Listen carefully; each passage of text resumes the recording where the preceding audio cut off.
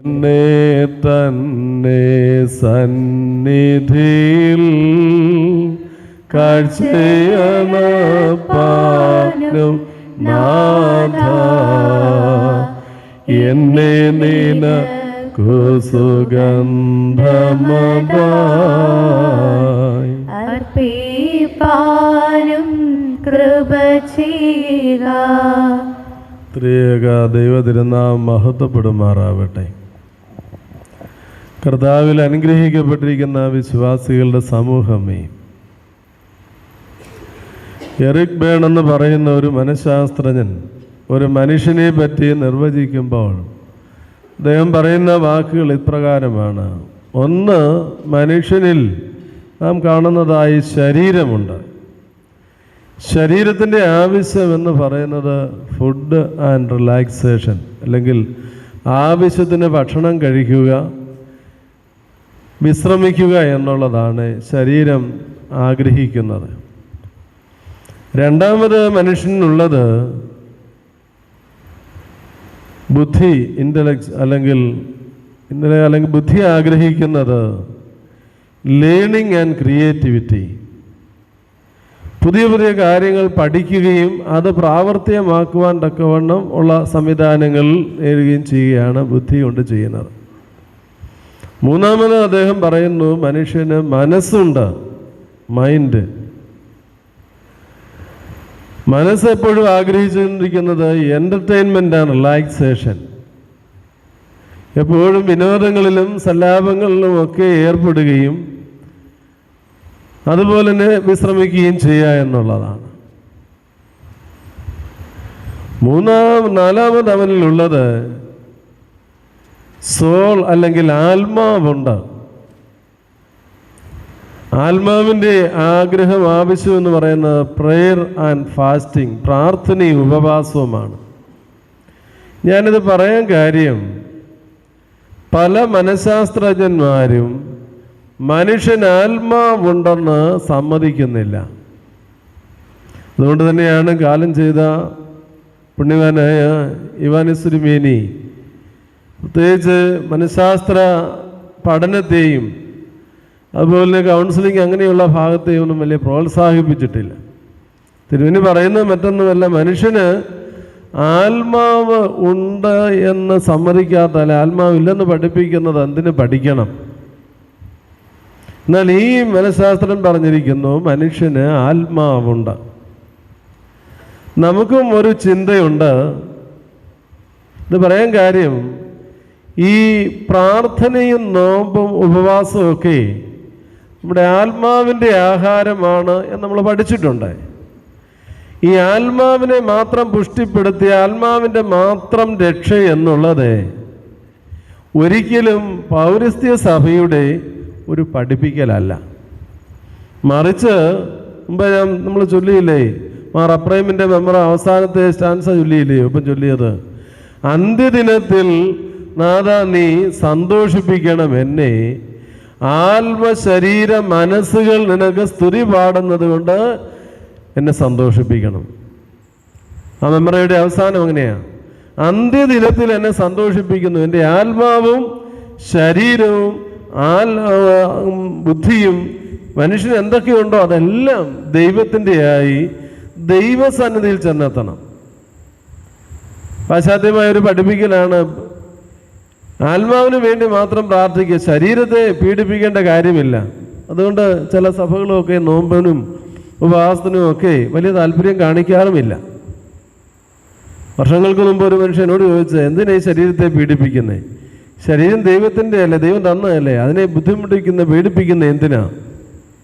അതുകൊണ്ട് ആവശ്യത്തിന് ഭക്ഷണം കഴിക്കണം, ആരോഗ്യത്തോടെ ജീവിക്കണം, അതൊക്കെ നല്ല ആശയങ്ങളാണ്. പക്ഷേ ഈ ശരീരത്തെ പീഡിപ്പിച്ച് അല്ലെ ശരീരത്തെ ചൊൽപ്പടിയിലാക്കി ഈ പരിശുദ്ധമായ നോമ്പിലൂടെ സഭ നമ്മൾ കടന്നു പോകുന്നതിൻ്റെ ലക്ഷ്യം എന്ത് എന്ന് സഭാ മക്കൾ തിരിച്ചറിയണം.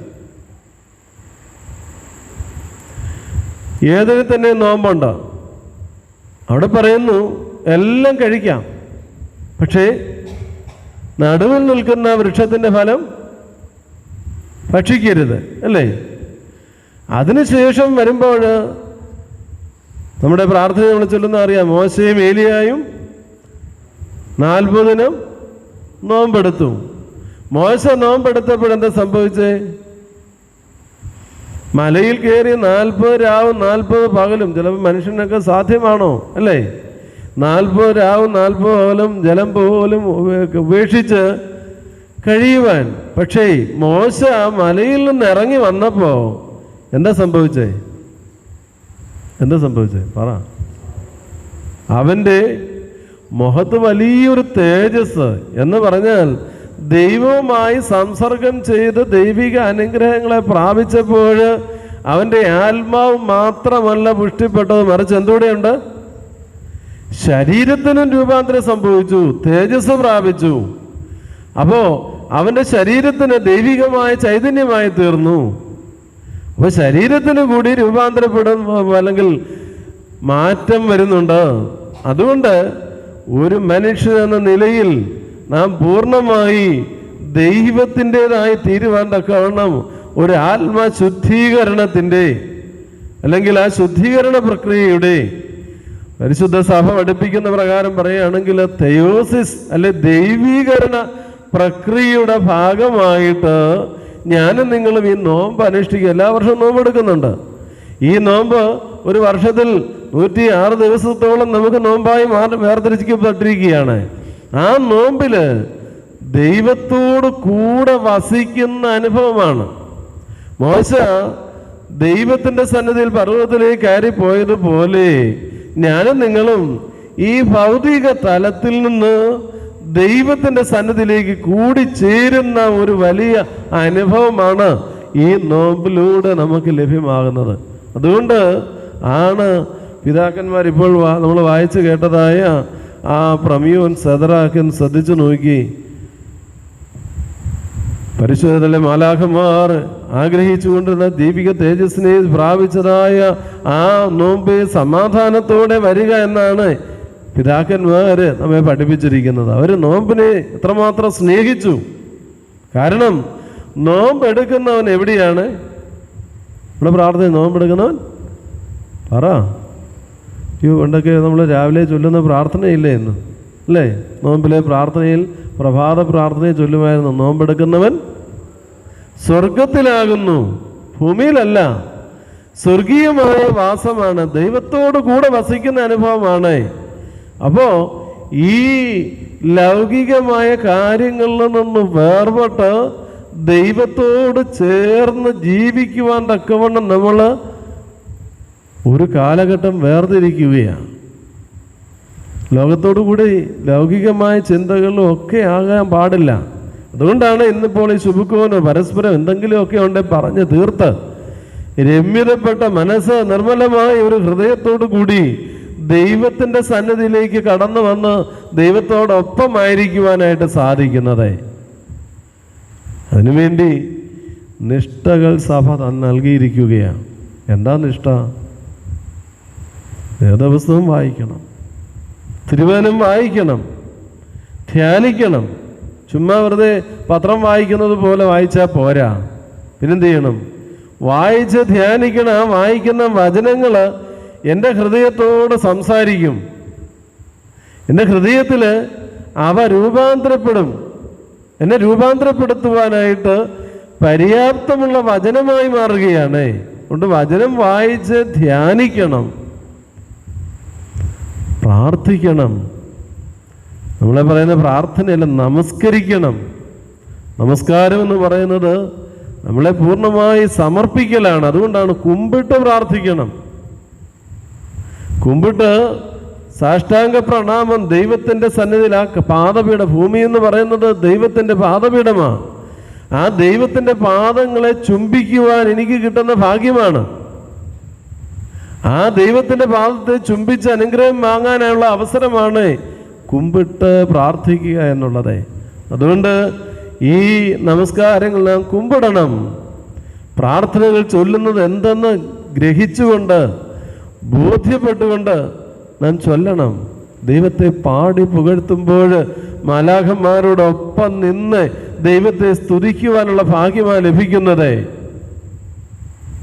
ഭക്ഷണവർജനം, ഉപവസിക്കണം എന്ന് പറഞ്ഞാൽ നമ്മുടെ ശരീരം, പ്രത്യേകിച്ച് പരിമലത്തിരുമേനിയൊക്കെ വ്യക്തമായി പഠിപ്പിച്ചിരിക്കുന്ന എന്താ, നിന്റെ ശരീരം ക്ഷീണിക്കുമ്പോൾ നിന്റെ ആത്മാവ് കൂടുതൽ തേജസ് പ്രാപിക്കും, ആത്മാവ് കൂടുതൽ പുഷ്ടി പ്രാപിക്കും.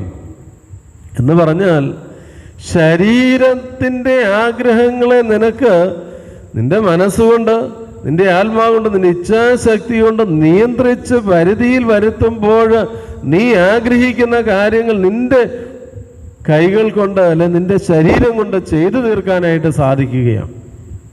പലപ്പോഴും നമ്മളൊക്കെ വിശുദ്ധ കുമ്പസാരത്തിലും അല്ലാത്ത രീതിയിലും പശ്ചാത്തപിക്കുമ്പോൾ ഓർക്കുന്നതാ, എനിക്ക് അങ്ങനെ പെരുമാറാനായിട്ട് ഞാൻ ആഗ്രഹിച്ചില്ല, പക്ഷേ ഞാൻ അങ്ങനെ പെരുമാറി. അങ്ങനെ ചിന്തിക്കാൻ ഞാൻ ആഗ്രഹിച്ചില്ല, പക്ഷേ അങ്ങനെയുള്ള ചിന്തയാണ് എൻ്റെ വന്നത്. അങ്ങനെ കോപിക്കണമെന്ന് ഞാൻ ആഗ്രഹിച്ചില്ല, പക്ഷേ എൻ്റെ കോപമാണ് ആ സമയത്ത് വന്നത്.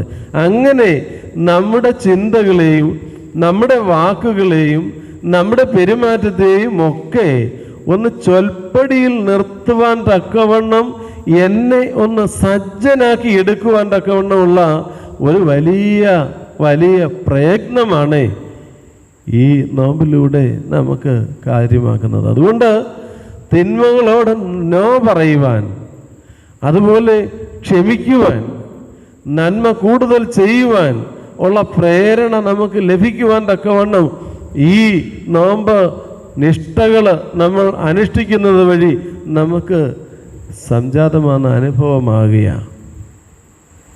അതോടൊപ്പം പുണ്യപ്രവർത്തികൾ ചെയ്യണം.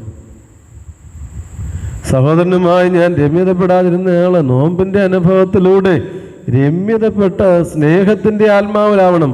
ഇപ്പോൾ വായിച്ചു കേട്ടതായ ലേഖനഭാഗം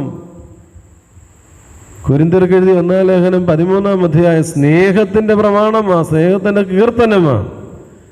സ്നേഹമുള്ളിടത്ത് ക്ഷമിക്കുവാൻ സാധിക്കും, സ്നേഹമുള്ളിടത്ത് ദയ കാണിക്കാൻ സാധിക്കും, സ്നേഹമുള്ളിടത്ത് എന്ത് ചെയ്യാൻ പറ്റും, മറ്റുള്ളവരെ ഉൾക്കൊള്ളുവാൻ സാധിക്കും, സ്നേഹമുള്ളിടത്ത് ബഹുമാനിക്കാൻ സാധിക്കും. അതുകൊണ്ട് ആ ദൈവിക സ്നേഹം എന്നിലേക്ക് കടന്നു വരുവാൻ തക്കവണ്ണം ദൈവത്തോട് ചേർന്നിരുന്ന് ആ ഒരനുഭവത്തിലേക്ക് നാം വളരുകയാണ്. പ്രിയമുള്ളവരെ, ഈ 50 ദിവസം എന്ന് പറയുന്നത് നിസ്സാരമല്ല, വളരെ ഒരു പോരാട്ടമാണ്. അതുകൊണ്ടാണ് നമ്മൾ ഇതിനു മുമ്പുള്ള 2 ഞായറാഴ്ചകളിൽ വൈദികരുടെ കല്ലറയിൽ പോകുന്നു, നമ്മൾ വാങ്ങിപ്പോയ വൈദികരെ എല്ലാം ഓർക്കുന്നു, നമ്മൾ മരിച്ചുപോയവരെ ഓർക്കുന്നു. അദൃശ്യമായ ആ സഭ നമുക്ക് വേണ്ടി ദൈവസന്നിധിയിൽ മധ്യസ്ഥത അണയ്ക്കുകയാണ്, പ്രാർത്ഥിക്കുകയാണ്. ഈ പിശാചിനോടുള്ള പോരാട്ടത്തിൽ, അല്ലെ നമ്മളുടെ ജീവിതത്തിൽ വരുന്ന ആ എല്ലാ പ്രലോഭനങ്ങളുടെ മേൽ വിജയം നേടുവാനുള്ള ആ യജ്ഞത്തിൽ ഞാനും നിങ്ങളും വിജയിക്കുവാൻ തക്കവണ്ണം അദൃശ്യമായ ആ സഭയിൽ നിന്നുകൊണ്ട്, ലോകത്ത് നിന്നുകൊണ്ട് അവർ നമുക്ക് വേണ്ടി ദൈവസന്നിധിയിൽ പ്രാർത്ഥിക്കുകയാണ്. അവരുടെ മധ്യസ്ഥത നമ്മോടൊപ്പം ഉണ്ടായി, അവരുടെ പ്രാർത്ഥന നമ്മോടൊപ്പം ഉണ്ടായി. ആ പ്രാർത്ഥന നമുക്ക് അനുഗ്രഹമായി ഭവിക്കുകയാണ്. എന്നിലുള്ളതായ മൃഗീയമായ സ്വഭാവങ്ങൾ, പൈശാചികമായ സ്വഭാവങ്ങൾ, ദുഷ്ടതകൾ നിറഞ്ഞതായ സ്വഭാവങ്ങൾ ദൈവമേ എന്നിൽ നിന്നില്ലായ്മ ചെയ്യുവാൻ തക്കവണ്ണം എന്നിൽ അവിടുന്ന് പ്രവർത്തിക്കണമേ എന്ന് ആത്മാർത്ഥമായിട്ടുള്ള പ്രാർത്ഥന ഈ നോമ്പിൻ്റെ കാലയളവിൽ നമുക്കുണ്ടാവണം. അതുകൊണ്ടാണ് ഇന്ന് രാവിലെ പ്രഭാതത്തിലെ പഴമ വായനയിൽ 58-ാം സങ്കീർത്തനം യഥാർത്ഥമായ നോമ്പിനെ പറ്റി യെശയ്യാ പ്രവാചകൻ പറയുകയാണ്. യെശയ്യാ പ്രവാചകന്റെ പുസ്തകം 58-ാം അധ്യായത്തിൽ 5 മുതലുള്ള വാക്യങ്ങൾ നോക്കുകയാണെങ്കിൽ 4-ാമത്തെ വാക്യം, കലഹത്തിനും ക്രൂരവിഷ്ഠയ്ക്കും അടിക്കേണ്ടതിനും നോമ്പ് നോൽക്കുന്നു. അവർ ഇസ്രായേൽക്കാരുടെ നോമ്പിനെ പറ്റി പറഞ്ഞുകൊണ്ട്, എന്നാൽ അങ്ങനെയല്ല യഥാർത്ഥ നോമ്പെന്ന് പറയുകയാണ്. നിങ്ങളുടെ പ്രാർത്ഥന ഉയരത്തിൽ കേൾപ്പാൻ തക്കവണ്ണമല്ല നിങ്ങൾ ഈ നോമ്പ് നോൽക്കുന്നത്. എനിക്കിഷ്ടമുള്ള നോമ്പും മനുഷ്യൻ ആത്മതപനം ചെയ്യുന്ന ദിവസവും ഇങ്ങനെയുള്ളതോ. തലയെ വേഴത്തെ പോലെ കുനിക്കുക, രട്ടും വെണ്ണീരും വിരിച്ച് കിടക്കുക. ഇതാകുന്നുവോ ഉപവാസം, ഇതിനോ നീ നോമ്പെന്നും യഹോവയ്ക്ക് പ്രസാദമുള്ള ദിവസമെന്നും പേര് പറയുന്നത്. അന്യായ ബന്ധനങ്ങളെ അഴിക്കുക, നുകത്തിൻ്റെ അമിക്കയറുകളെ അഴിക്കുക, പീഡിതരെ സ്വതന്ത്രരായി വിട്ടയക്കുക, എല്ലാ നുകത്തെയും തകർക്കുക. ഇതല്ലയോ എനിക്ക് ഇഷ്ടമുള്ള ഉപവാസം. വിശപ്പുള്ളവന് നിന്റെ അപ്പം നുറുക്കി കൊടുക്കുന്നതും അലഞ്ഞു നടക്കുന്ന സാധുക്കളെ നിന്റെ വീട്ടിൽ ചേർത്ത് കൊള്ളുന്നതും നഗ്നനെ കണ്ടാൽ അവനെ ഉടുപ്പിക്കുന്നതും നിന്റെ മാംസരക്തങ്ങളായിരിക്കുന്നവർക്ക് നിന്നെ തന്നെ മറയ്ക്കാതെ ഇരിക്കുന്നതും അല്ലയോ. അപ്പോൾ നിന്റെ വെളിച്ചം ഉഷസ് പോലെ പ്രകാശിക്കും, നിന്റെ മുറിവുകൾക്ക് വേഗത്തിൽ പൊറുതി വരും. നിന്റെ നീതി നിനക്ക് മുമ്പായി നടക്കും, യഹോവയുടെ മഹത്വം നിന്റെ പിൻപടയായിരിക്കും. അപ്പോൾ നീ വിളിക്കും, യഹോവ ഉത്തരമരുളും. നീ നിലവിളിക്കും, ഞാൻ വരുന്നു എന്ന് അവൻ അരുളി ചെയ്യും. പ്രിയമുള്ളവരെ, യഥാർത്ഥത്തിൽ ദൈവം ആഗ്രഹിക്കുന്ന നോമ്പിനെ പറ്റി വ്യക്തമായി പ്രവാചകനിലൂടെ യഹോവ പറയുകയാണ്. അപ്പം നമ്മുടെ നോമ്പ് അനുഷ്ഠാനങ്ങൾ നമ്മുടെ ജീവിതത്തിലും വ്യതിയാനങ്ങൾ ഉണ്ടാവണം. ആ യഥാർത്ഥമായ നോമ്പനുഷ്ഠാനവും പ്രാർത്ഥനയും ദൈവം നിരസിക്കുകയില്ല. തകർന്നും നുറുങ്ങിയും ഇരിക്കുന്ന ഹൃദയത്തെ ദൈവം നിരസിക്കുകയില്ല. നുറുങ്ങപ്പെട്ട ഹൃദയം, ആത്മതപനം ചെയ്യുന്ന ഹൃദയം, പശ്ചാത്താപിക്കുന്ന ഹൃദയം, വേദനിക്കുന്ന ഹൃദയം, ഇതാണ് ദൈവം ആഗ്രഹിക്കുന്നത്. നിൻ്റെ ജീവിതത്തിൽ നിന്നുള്ളതാകുന്ന കുറവുകളെ പരിഹരിക്കുവാൻ തക്കവണ്ണം നോമ്പ് നമ്മെ ക്ഷണിക്കുകയാണ്. നമുക്ക് ജീവിതത്തിൽ ഒരു അവസരം കൂടി നോമ്പെടുക്കുവാൻ ദൈവം തമ്പുരാൻ നൽകിയിരിക്കുകയാണ്. അടുത്ത വർഷം ഈ നോമ്പെടുക്കുവാൻ ഞാനും നിങ്ങളും ഈ ഭൂമിയിൽ ഉണ്ടാകണമെന്നില്ല. കഴിഞ്ഞ വർഷം നോമ്പെടുത്തവർ ചിലപ്പോൾ ഈ ഭൂമിയിൽ ഇന്നില്ല. അതുകൊണ്ട് ഇപ്പോഴാകുന്നു സുപ്രസാദകാലം, ഇപ്പോഴാകുന്നു രക്ഷാ ദിവസമെന്ന് പ്രവാചകൻ ഓർപ്പിക്കുന്നത് പോലെ നോമ്പെടുക്കുവാൻ ആരോഗ്യമുള്ളപ്പോൾ, സമയമുള്ളപ്പോൾ, പ്രാർത്ഥിക്കുവാൻ സമയമുള്ളപ്പോൾ നാം മടിയനായി അലസനായി കിടന്നുറങ്ങാതെ ദൈവസന്നിധിയിൽ ഉറക്ക നിലവിളിക്കുവാൻ, ഉറക്ക പ്രാർത്ഥിക്കുവാൻ നമുക്ക് ഈ നോമ്പ് മുഖാന്തരമാകണം എന്ന് ഞാൻ ഓർപ്പിക്കട്ടെ. നോമ്പിലൂടെ ദൈവികമായ ശക്തി നമുക്ക് ലഭിക്കുന്നുണ്ട്, ജീവിതത്തിൽ അനുഗ്രഹങ്ങൾ ലഭിക്കുന്നുണ്ട്. യാതൊരു സംശയം വേണ്ട. അനുഭവ സാക്ഷ്യങ്ങൾ പറയുന്ന പാരമ്പര്യം പരിശുദ്ധ സഭയ്ക്കില്ല. പക്ഷേ യഥാർത്ഥത്തിൽ അനുഭവങ്ങൾ ജീവിതത്തിൽ നമ്മളെ എപ്പോഴും ദൈവത്തോട് അടുപ്പിക്കുവാൻ തക്കവണ്ണം നമ്മെ ശക്തീകരിച്ചു കൊണ്ടിരിക്കണം, നമ്മളുടെ വിശ്വാസം വർദ്ധിപ്പിക്കണം.